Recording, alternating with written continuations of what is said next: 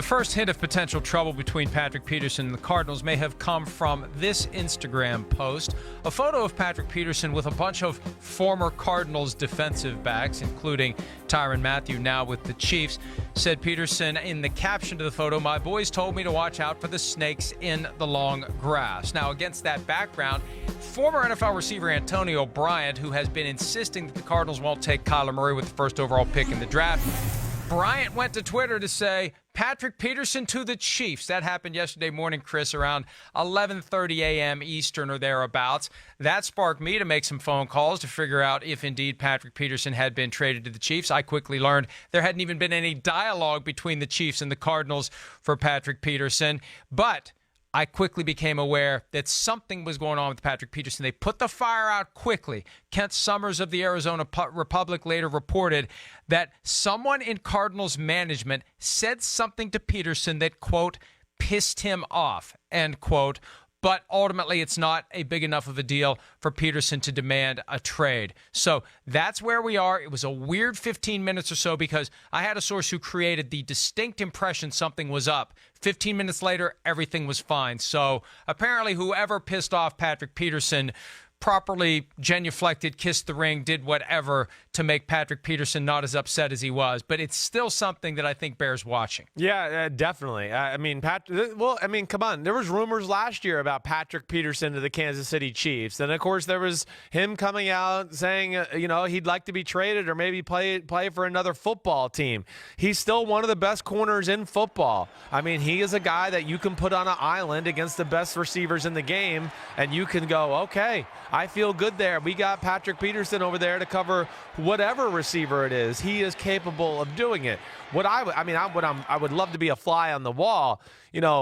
In these instances, at least in my history and knowledge, either he was challenged as a player and didn't like that. That would be the first thing that comes to mind. Maybe the guy said something about his play that pissed him off, or maybe said he wasn't one of the best corners in football, or maybe said somebody else was better than him. That would be the first thing that would come to my head with these type of situations.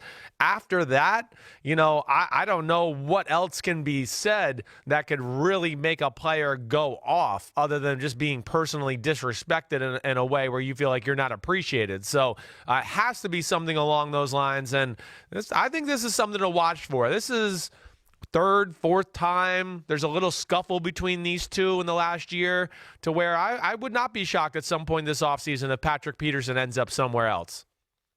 Well, my theory, and I guess it's more like a hypothesis, but it all makes sense given the context, wouldn't surprise me if Patrick Peterson said to someone from management what he thinks they should do with the number one overall pick. Maybe. And the response may have been along the lines of, just worry about yourself. You got enough issues to be concerned with, right, or something along those lines. And he still may be salty that they fired Steve Wilkes after only one season as the head coach, because Peterson's a guy who was all in with Steve Wilkes. So it's one of those things where if there's already some resentment, if there's already some hesitation, some fraying of the relationship, it doesn't take much to push it over the edge. And I wouldn't be surprised if some of the guys who view themselves as cornerstone members of the team think that they have license to tell Steve Keim or anyone else in management what they think they should do with that first overall pick. Yeah, so whatever it was, It's here and it's gone, at least for now. But I agree with you. It's something we should keep an eye on. Keep an eye on for sure. And here's other things that make me just think it's a little weird over there, okay? Hey, they loved Tyrann Mathieu. They loved him, right, in Arizona?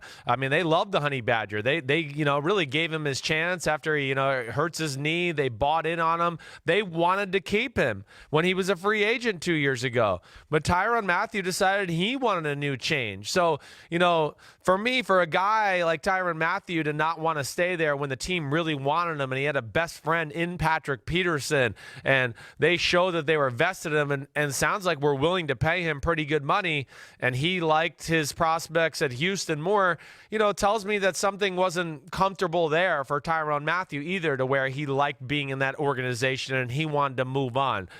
So I don't know what it is, and obviously our man Patrick Peterson's kind of saying something like that with his snakes in the grass type of Instagram post.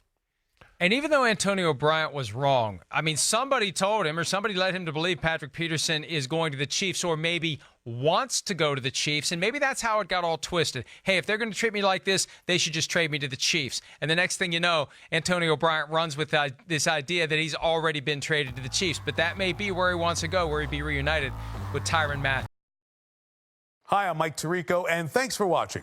Make sure to hit subscribe for the latest news and highlights from NBC Sports.